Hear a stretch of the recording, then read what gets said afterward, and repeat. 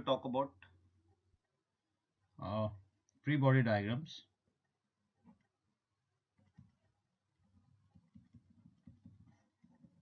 इसकी basic understanding बहुत ज़रूरी है किसी भी मैकेनिक्स को समझने के लिए।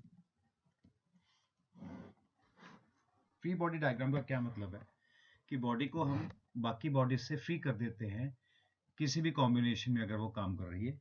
सपोज मेरे पास एक इस तरह से मास है m1 और ये कनेक्टेड है m2 से। मैंने इसके ऊपर कोई फोर्स लगाई तो इन दोनों बॉडीज में एक्सेलरेशन आएगी। अब जो एक्सेलरेशन होगी, जितनी एक्सेलरेशन m1 की होगी उतनी ही m2 की होगी। इसके साथ साथ इसके ऊपर और कई फैक्टर्स काम करेंगे। फॉर एग्जांपल इस स्ट्रिंग में टेंशन कितनी होगी, अगर मैं यहाँ पे फ्रिक्शन डाल दूं तो फ्रिक्शन डालने से सपोज ये सरफेस जो है मेरा वो फ्रिक्शनल बन जाता है। ये एक फ्रिक्शनल सरफेस है तो क्या होगा, अगर ये ब्लॉक आगे को जाता है तो फ्रिक्शन की डायरेक्शन किधर को होगी, जो कि हमेशा पीछे को होती है। तो हम इस सारे को डिटेल में स्टडी करते हैं कि फ्री बॉडी डायग्राम्स को किस तरह से हमें एनालाइज करना है। तो इसको समझने के लिए सबसे पहले हमें फोर्सेस को समझना जरूरी है। अगर हम फोर्सेस को देखें तो फोर्सेस को हम क्लासिफाई कर सकते हैं कुछ इस तरह से।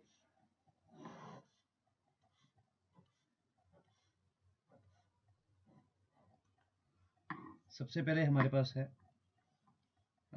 फोर्सेस जिनको कि हम बोलते हैं system based.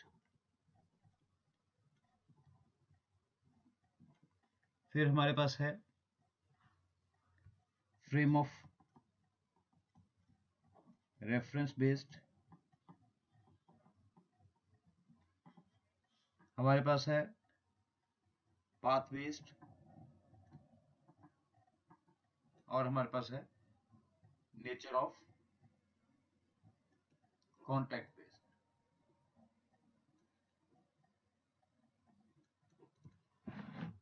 System based forces में हम फोर्सेस को कुछ इस तरह से क्लासिफाई करेंगे कि जो फोर्सेस हैं वो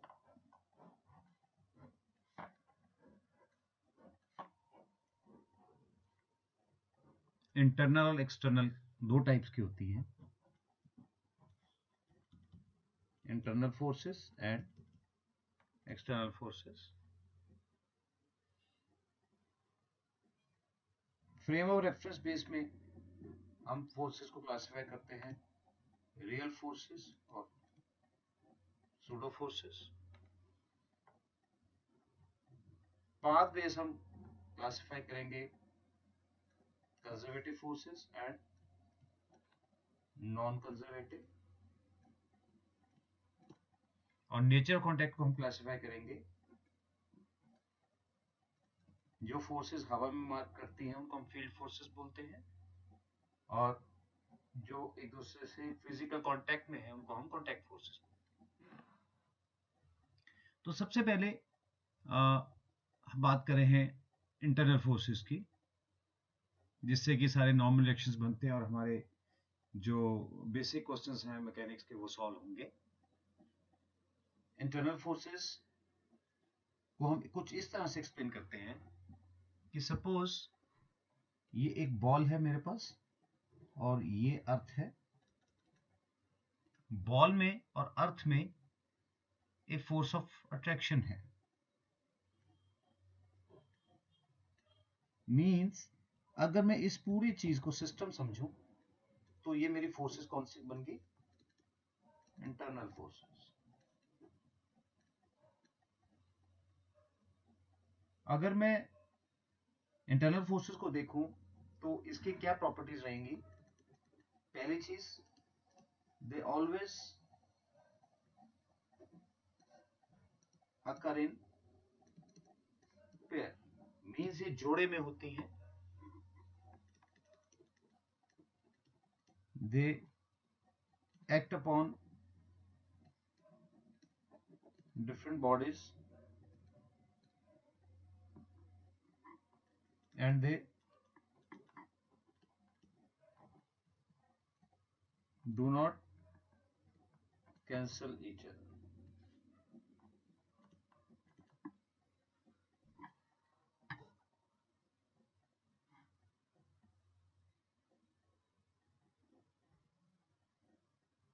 Okay.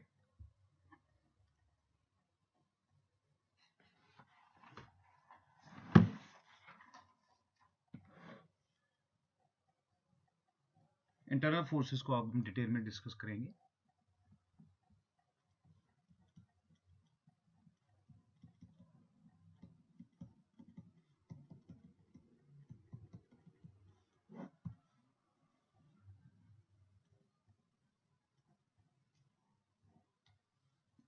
सपोज एक ब्लॉक एक टेबल पे पड़ा है इस तरह से, ये कॉन्टैक्ट सरफेस है यहाँ पे, तो यहाँ पे हमेशा इंटरनल फोर्सेस का एक पेयर काम करेगा जिसको कि हम बोलते हैं नॉर्मल रिएक्शन. नॉर्मल रिएक्शन बोलते हैं हम इसे.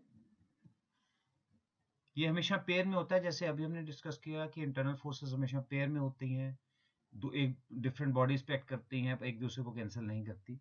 मींस इसी तरह से ये जो पेयर है, ये वाला जो पार्ट है ऊपर वाला, ये चीज इस पे एक्ट कर रही है, ये चीज सरफेस ऑफ टेबल पे एक्ट कर रही है. मींस नॉर्मल फोर्सेस पेयर में है, अलग अलग बॉडीज पे काम कर रही हैं, ये अलग बॉडी पे काम कर रही है, ये अलग बॉडी पे काम कर रही है, और ये एक दूसरे को कैंसिल नहीं करती. तो मींस जब मैं इस बॉडी को स्टडी करूंगा, जब मैं इसका फ्री बॉडी डायग्राम बनाऊंगा, तो मैं उस केस में सिर्फ इसके ऊपर जो एन काम कर रहा है उसी को ही कंसीडर करूंगा, बाकी मैं किसी को नीचे वाले एन को कंसीडर नहीं करूंगा. नाउ अब इस बॉडी का सपोज मास जो है वो m है, ऐसे ये बॉडी टेबल पे पड़ी है, इसका मास है m. तो इस बॉडी के ऊपर फोर्स कौन सी लग रही है? एक तो लग रही है ग्रेविटी mg, इसके साथ साथ क्या है? नॉर्मल रिएक्शन, एक ऊपर तो एक नीचे. ठीक है. तो अभी हमें करना कैसे इन क्वेश्चंस को सॉल्व, कि आपने सबसे पहले एट ए टाइम सिर्फ एक बॉडी को कंसीडर करना है. You have to consider one body at a time. Means consider one body at a time.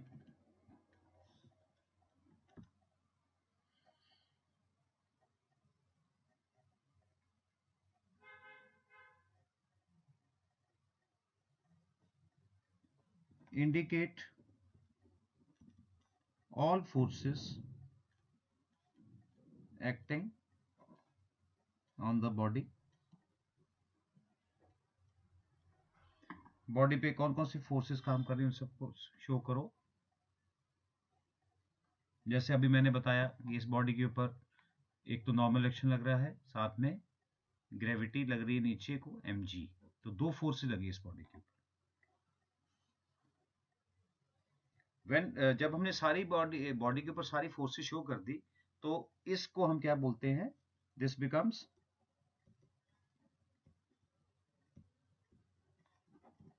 Free body diagram. अच्छा, अब नेक्स्ट स्टेप क्या है? हमें इसकी इक्वेशन बनानी है. हमें क्या शो करना है कि summation of all forces in x axis is equal to mass into acceleration in x axis. Summation of all forces in y axis is mass into acceleration in y axis.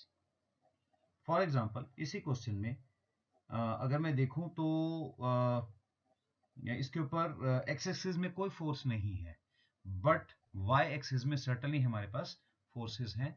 Means एक force ऊपर को लग रही है और mg वाली force नीचे को लग रही है.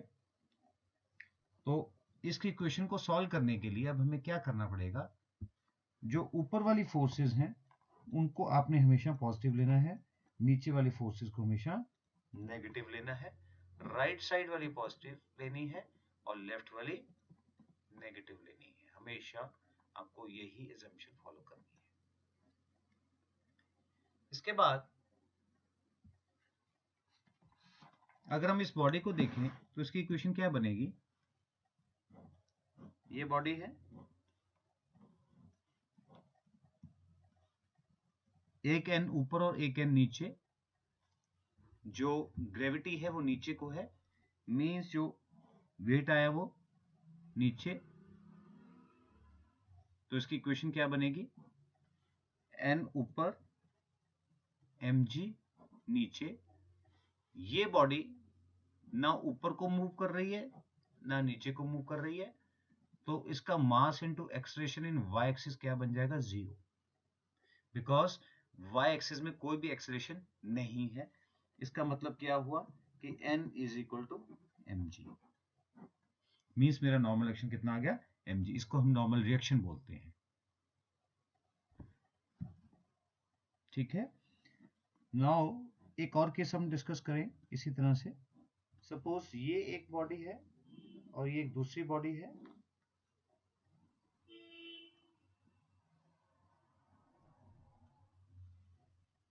यहां पे हमारे पास कितने कॉन्टेक्ट सरफेसेस हैं, कितने हैं, 2 हैं। जब 2 सरफेसेस होंगे तो एक नॉर्मल एक्शन ऊपर लगेगा और एक नॉर्मल एक्शन नीचे फर्स्ट सरफेस के।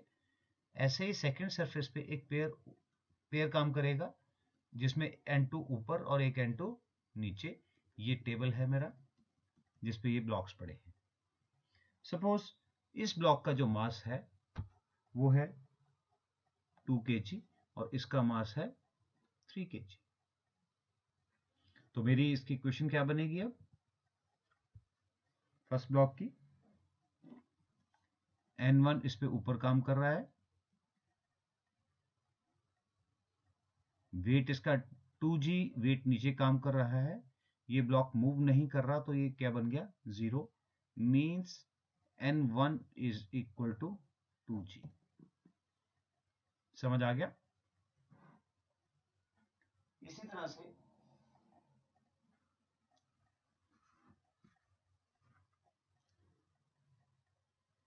जो मेरा नेक्स्ट ब्लॉक है नीचे वाला, इसकी इक्वेशन क्या बनेगी, इस पे n2 ऊपर है, n1 नीचे है और 3g वेट नीचे है, means n2 minus n1 minus 3g is equal to 0,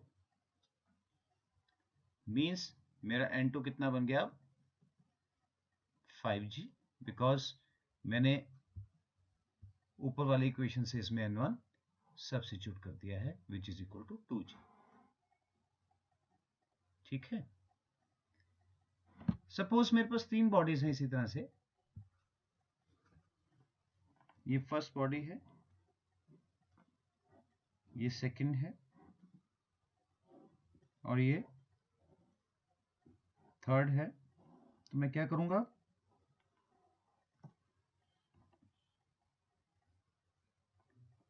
ये है सपोज इसका मास है 2 kg, इसका 3 है और इसका 5 है।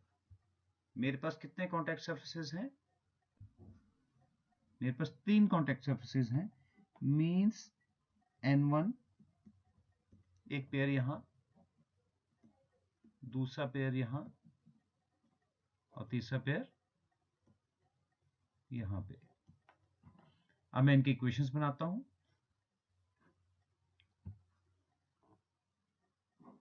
इसकी इक्वेशन क्या बनेगी, n1 minus 2g is equal to 0, means n1 is equal to 2g।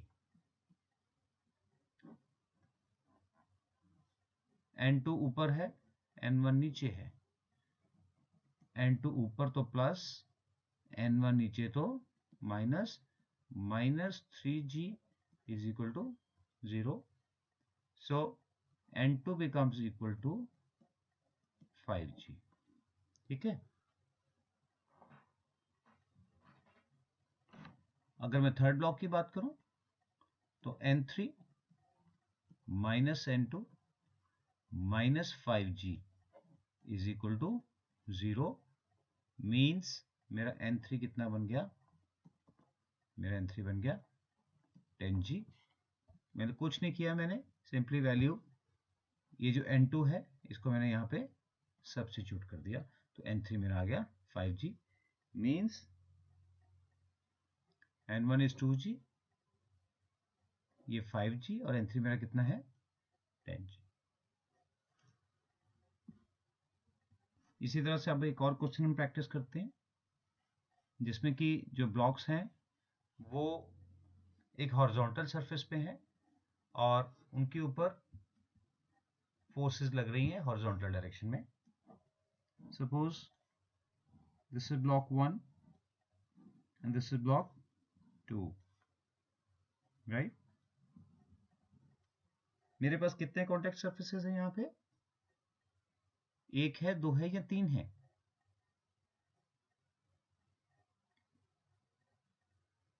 मेरे पास तीन कॉन्टैक्ट सरफेसेस हैं।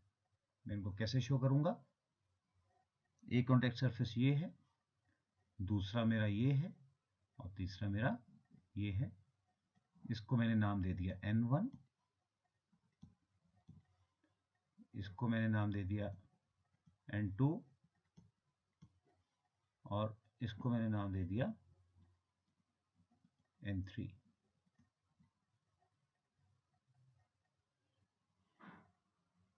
ठीक है। सपोज इसका मास फिर से है 2 kg और इसका मास है 3 kg। तो अगर मैं इसके ऊपर फोर्स लगा रहा हूं बाहर से, suppose this force is 20 Newton, तो अब हमें देखना है कि इसकी इक्वेशंस किस तरह से बनेंगी। इसमें एक्स एक्सिस में भी फोर्सेस हैं और वाई में भी फोर्सेस हैं, मींस फर्स्ट ब्लॉक के लिए N1 minus 2G is equal to 0, so N1 becomes 2G,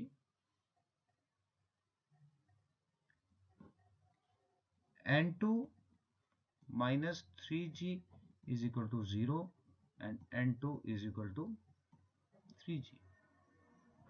ये तो हो गई इसकी वर्टिकल फोर्सेस।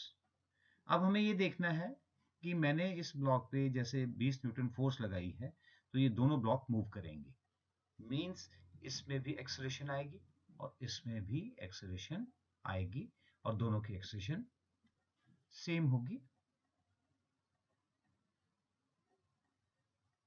मेरी न्यूटन का लॉ क्या बोलता है कि फोर्स इज इक्वल टू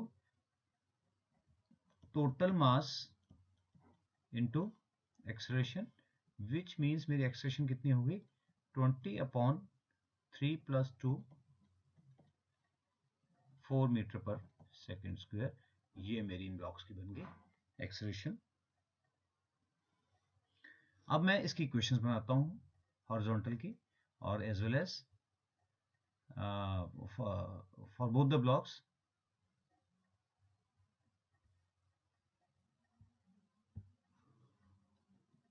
इस ब्लॉक की इक्वेशन क्या बनती है, अगर मैं इस ब्लॉक को का फ्री बॉडी डायग्राम बनाता हूं, तो इस पे कौन कौन सी फोर्सेस काम कर रही हैं, 20 न्यूटन ये काम कर रही है, और इसके ऊपर क्या काम कर रहा है, N3 काम कर रहा है इसके ऊपर। तो मेरी इक्वेशन क्या बनेगी, this is a free body diagram. मेरी इक्वेशन बन जाएगी, राइट साइड पे प्लस 20 न्यूटन जो है उसको मैं लूंगा प्लस, और लेफ्ट वाली N3 को लूंगा minus, it is equal to 2a. This is my first equation. 20 minus N3 is equal to 2a. Second block को अगर मैं देखूं,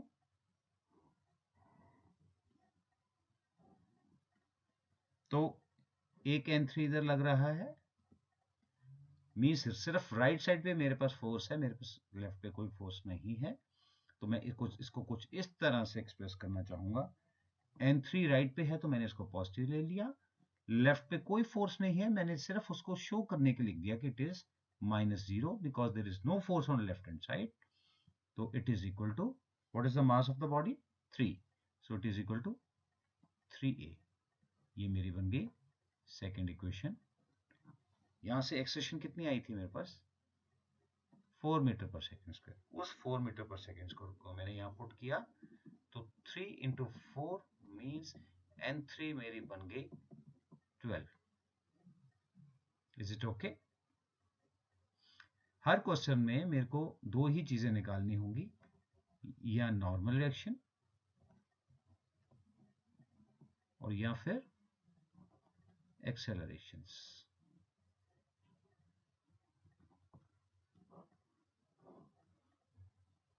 नॉर्मल रिएक्शंस या एक्सेलरेशंस. अभी हम और प्रैक्टिस करते हैं क्वेश्चन को.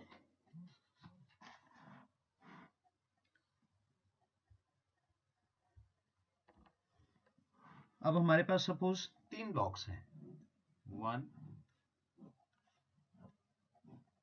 2 एंड 3. इस तरह से 3 ब्लॉक्स हैं. इसका मास 2, इसका 3 और इसका 5. मेरे पास कॉन्टैक्ट सरफेसेस कितने हैं इस क्वेश्चन में? How many contact surfaces do I have? मेरे पास एक ये है, मीन्स इसको मैंने नाम दे दिया नॉर्मल एक्शन को n1, इसको नाम दे दिया n2, इसको नाम दे दिया n3,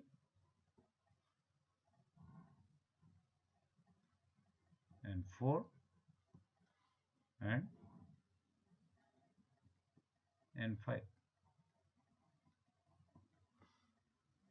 सपोज मैंने इसके ऊपर फोर्स लगाई 40 न्यूटन. मैंने 40 न्यूटन को फोर्स को यहाँ पे अप्लाई किया, तो 40 न्यूटन क्या करेगा? इन तीनों ब्लॉक्स को चलाएगा, 2 kg को, 3 kg को एज वेल एज 5 kg को. Means force as we have mentioned is equal to mass into acceleration. So force is equal to 2 plus 3 plus 5 into a, which is force is equal to 40. तो a मेरी कितनी बन गई? 4 metre पर second square. अब हम फिर से इनका फ्री बॉडी डायग्राम बनाएंगे. ये फर्स्ट ब्लॉक है, यहाँ पे फोर्स कितनी है? 40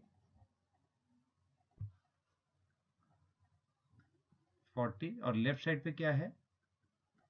n1. मीन्स मेरी इक्वेशन क्या बनेगी? 3 ब्लॉक्स बनाने मेरे को फिर से अलग अलग. पहले ब्लॉक्स बना लेते हैं. सेकेंड ब्लॉक के लिए इधर n1 है और इधर n2 है. तीसरे ब्लॉक के लिए हमारे पास क्या क्या है? n2 है. सो अगर हम इस ब्लॉक को देखें तो जो n3 की वैल्यू है वो कितनी हो जाएगी? 2g, n4 की 3g और n5 की 5g, जिसको कि हमें जरूरत नहीं है यहाँ पे फाइंड करने के लिए, बिकॉज जो हमारी फोर्स 40 न्यूटन है वो एक्स एक्सिस में है.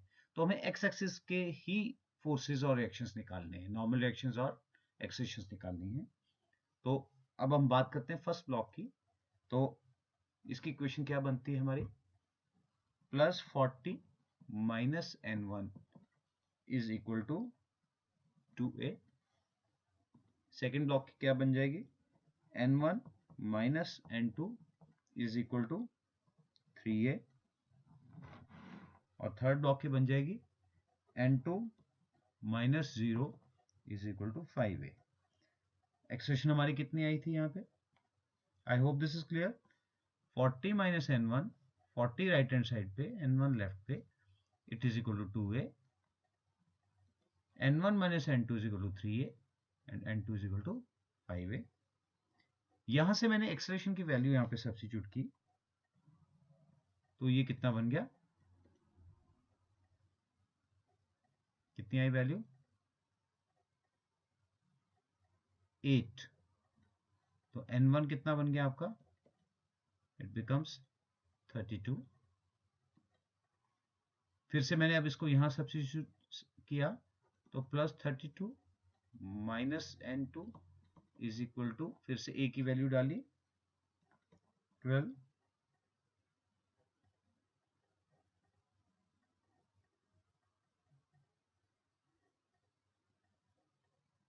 तो n2 कितना है मेरा 20। हम देख रहे हैं कि जो नॉर्मल रिएक्शन है वो डिक्रीज होता चला जा रहा है, ठीक है। और यहाँ पे कितना आ गया, n2 तो 20 है ही है, जो हमने n2 यहाँ निकाला वही n2 की हम यहाँ बात कर रहे हैं, so it is equal to 20। I hope अब यहाँ तक क्लियर है हमें। ये एक फ्री बॉडी डायग्राम के वो केसेस हैं जब सिंपल ब्लॉक्स का क्वेश्चन आपको आएगा। अगर हमारे पास स्ट्रिंग्स हैं और पुलिस हैं, वो अब हम नेक्स्ट डिस्कस करेंगे, वो भी क्वेश्चंस आपको आने चाहिए। बट ये सिंपल ब्लॉक्स अगर थे और उनमें फ्रिक्शन नहीं थी और वो किसी सरफेस पे पड़े थे, तो हम उन क्वेश्चंस को इस तरह से सॉल्व करेंगे। अब हम बात करते हैं कनेक्टेड मोशन की। कनेक्टेड मोशन के जो क्वेश्चंस होते हैं उसमें आपको स्ट्रिंग्स, मासेस और पुलिस नजर आएंगी। मास तो रहेंगे ही रहेंगे, masses, strings and police.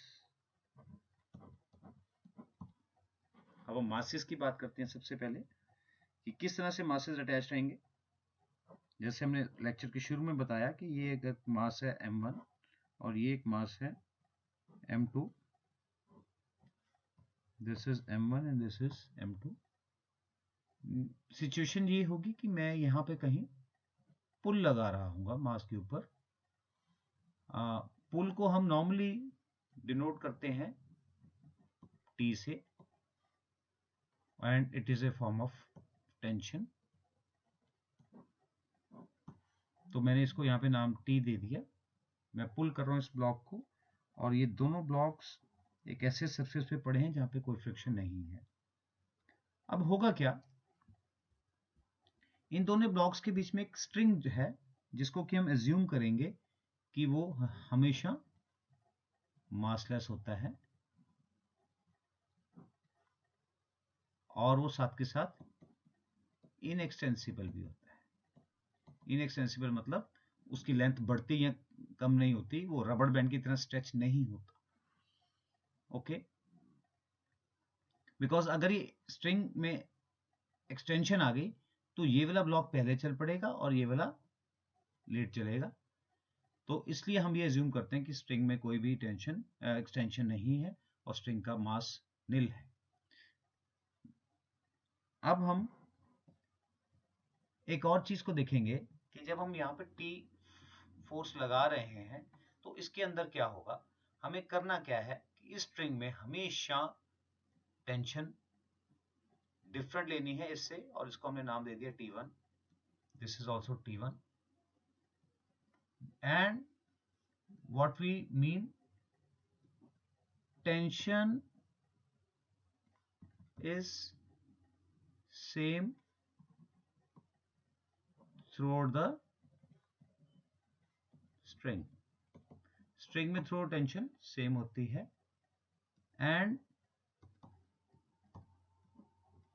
tension is always away from body।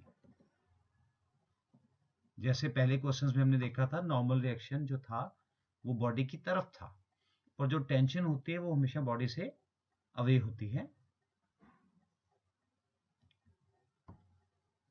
When string changes, tension will change। इन तीनों चीजों से की मदद से अब हम इन क्वेश्चंस को सॉल्व करेंगे। तो सबसे पहले अब हम एक एग्जांपल लेते हैं।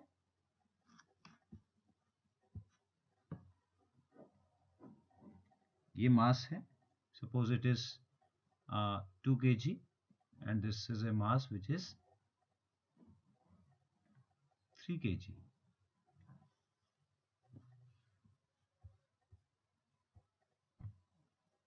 ये 2 kg मास है और ये 3 kg मास है। ये दोनों मासेस स्ट्रिंग के साथ जुड़े हुए हैं और एक फ्लैट सरफेस पे पड़े हैं जिसमें कि कोई फ्रिक्शन नहीं है। यहाँ पे मैंने फोर्स लगाई सपोज 20 न्यूटन। ये स्ट्रिंग है बीच में, tension is same through the string. जितनी टेंशन यहाँ पे उतनी ही टेंशन यहाँ पे, उतनी ही यहाँ पे, हर जगह पे टेंशन मेरी सेम रहेगी। And it is always away from body, mean जो एरो का निशान है वो बॉडी से आपने दूर की तरफ लगाना है, बॉडी की तरफ नहीं लगाना, बॉडी से हटता हुआ लगाना है।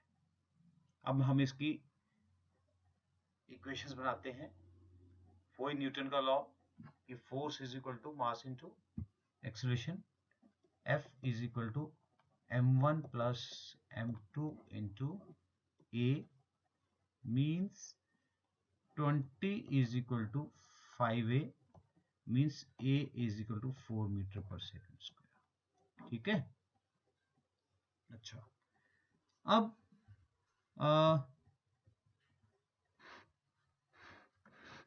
इसकी हमें बनानी है इक्वेशंस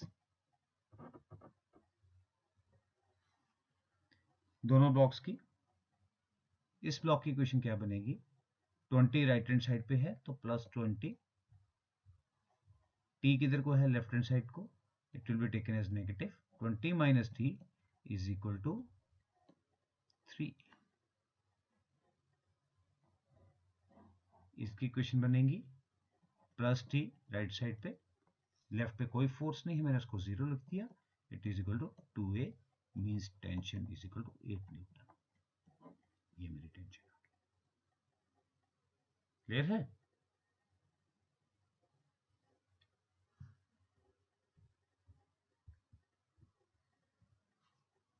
एक और क्वेश्चन ट्राई करते हैं।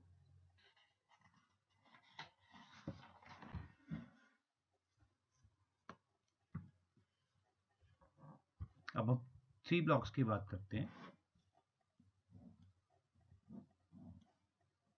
1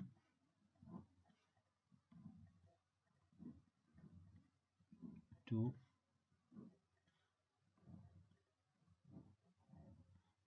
3।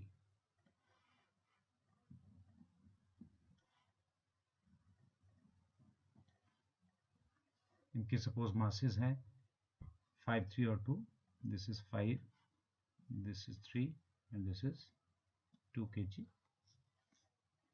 मैंने यहाँ पे जो फोर्स लगाई वो लगाई 40 न्यूटन।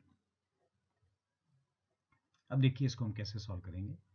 ये फर्स्ट स्ट्रिंग है मेरा, तो टेंशन थ्रो सेम, मैंने इसको नाम दे दिया T1 एंड हर बॉडी से परे, इस बॉडी से भी दूर को लिए मैंने एरो और इसको भी एरो दूर को लिया। अब ये मेरा स्ट्रिंग चेंज हो गया तो मेरी टेंशन चेंज हो जाएगी T2, और इस स्ट्रिंग के लिए थ्रोड रहेगी सेम और अवे फ्रॉम बॉडी। ठीक है। अब हम इसकी इक्वेशंस बनाते हैं। देखिए इक्वेशंस कैसी बनती हैं। इस ब्लॉक की equation plus 40 minus T1 is equal to 5a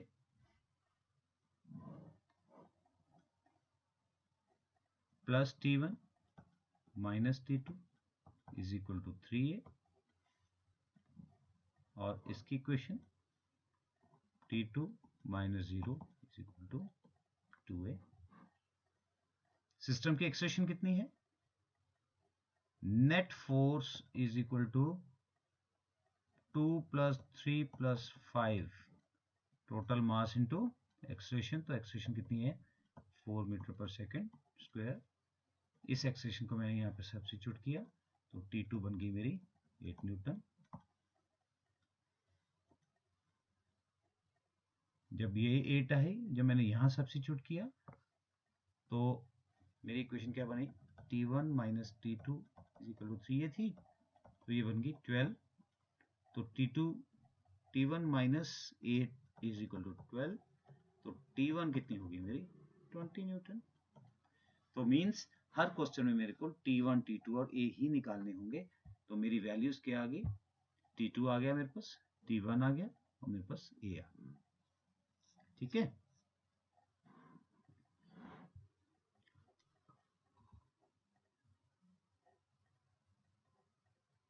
ऐसे ही क्वेश्चंस हमारे पास कई बार वर्टिकल केसेस में आ जाते हैं। उसको हम किस तरह से देखेंगे, एक क्वेश्चन सॉल्व करते हैं हम। इस तरह से है पुली और ब्लॉक। सपोज ये मास 3 kg है और ये 5 kg है। अगर ये ब्लॉक ऊपर जाएगा तो उतनी एक्सेलरेशन से ए नीचे आएगा, बिकॉज अगर इनकी एक्सेलरेशन डिफरेंट हो जाएंगी तो ये स्ट्रिंग यहाँ से टूट जाएगा। तो ये जो स्ट्रिंग है पुली के ऊपर से जा रहा है, तो हम एक एग्जाम्पशन लेके चलते हैं कि जो पुलीज हैं, pulleys are also massless and pulleys are massless and frictionless. So अब इसकी इक्वेशंस कैसे बनेंगी, ये स्ट्रिंग थ्रोड सेम है, यहाँ पे T, यहाँ पे भी T, यहाँ पे भी T, यहाँ पे भी T। इस पुली को हमने मास कंसिडर किए तो टेंशन इज अवे, यहाँ पे भी ये मास है तो टेंशन अवे। ये स्ट्रिंग थ्रोड सेम है तो टेंशन थ्रोड सेम रहेगी। अब मैं इसकी इक्वेशन बनाता हूं, T ऊपर है पॉजिटिव, ग्रेविटी किधर है नीचे नेगेटिव, ब्लॉक किधर को जा रहा है ऊपर पॉजिटिव साइड को, तो इट इज इक्वल टू +3। इसी तरह से इस ब्लॉक की इक्वेशन क्या बनेगी, +T, वेट किधर है नीचे, ब्लॉक किधर जा रहा है नीचे, तो इसलिए हमने इसको लिया नेगेटिव। एक इक्वेशन ये बन गई मेरी, दूसरी इक्वेशन ये बन गई मेरी। इन दोनों इक्वेशंस को मैं सॉल्व करके T और A फाइंड कर सकता हूं। ठीक है,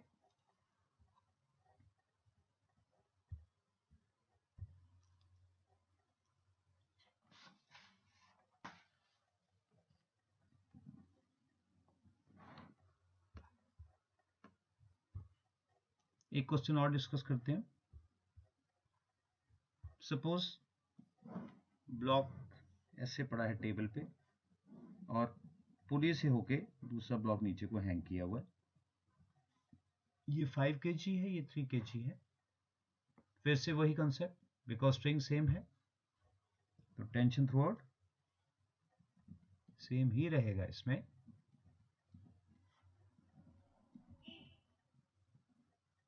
अब देखने वाली बात यह है कि अगर 5 kg ब्लॉक नीचे ए एक्सेशन से जाता है तो 3 वाला ए एक्सेशन से राइट हैंड साइड को जाएगा। मैं इसकी इक्वेशंस बनाता हूं।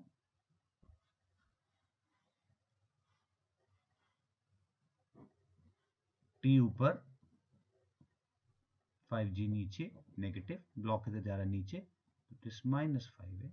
This is my first equation. इसकी इक्वेशन क्या बनेगी, T राइट हैंड साइड पे, लेफ्ट हैंड साइड पे कोई फोर्स नहीं है तो it is equal to 3A। मेरे पास दो इक्वेशंस हैं, दो वेरिएबल्स हैं, मैं दोनों को सॉल्व करके A और T फाइंड कर सकता हूं। ये हमारे कनेक्टेड मोशन के न्यूमेरिकल्स थे। एक दो न्यूमेरिकल्स और हम ट्राई करते हैं। कुछ केस ऐसा आ जाता है हमारे पास कि जो बॉडीज हैं वो इंक्लाइन प्लेन पे पड़ी हैं, जो कि कनेक्टेड मोशन स्ट्रिंग से भी हो सकती है या बॉडीज वैसे एक दूसरे के साथ टच कर रही हैं, दोनों केसेस हो सकते हैं। सपोज एक बॉडी यहाँ पड़ी है और ऐसे स्ट्रिंग से घूम के दूसरी बॉडी नीचे हैंग कर रही है। ये 5 है और ये 3 है और ये एंगल है सपोज थीटा। तो हम सबसे पहले काम जो हम करते हैं वो क्या है कि बॉडी के ऊपर फोर्सेस को मार्क करते हैं।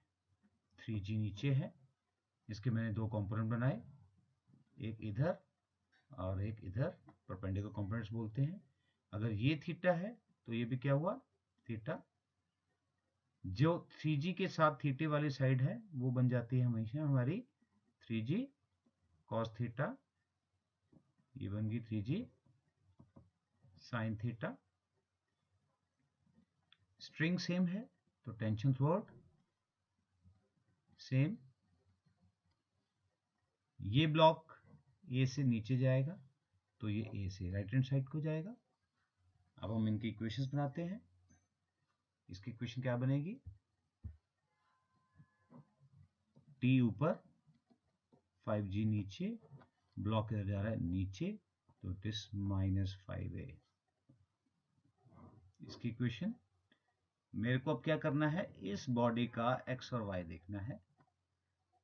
बॉडी को देखना है मेरे को कि बॉडी का एक्स किधर है और वाई किधर है। अब इस क्वेश्चन में राइट हैंड साइड पे टी है तो प्लस टी, लेफ्ट पे क्या है 3g साइन थीटा। ब्लॉक किधर को जा रहा है, राइट हैंड साइड को। राइट हैंड साइड कौन सी होती है, पॉजिटिव। तो ये मेरी इक्वेशन, ये इक्वेशन, ये दूसरी इक्वेशन। इस तरह से हम इन क्वेश्चंस को सॉल्व करेंगे, जिसको कि हम फ्री बॉडी डायग्राम्स में क्लासिफाई करते हैं।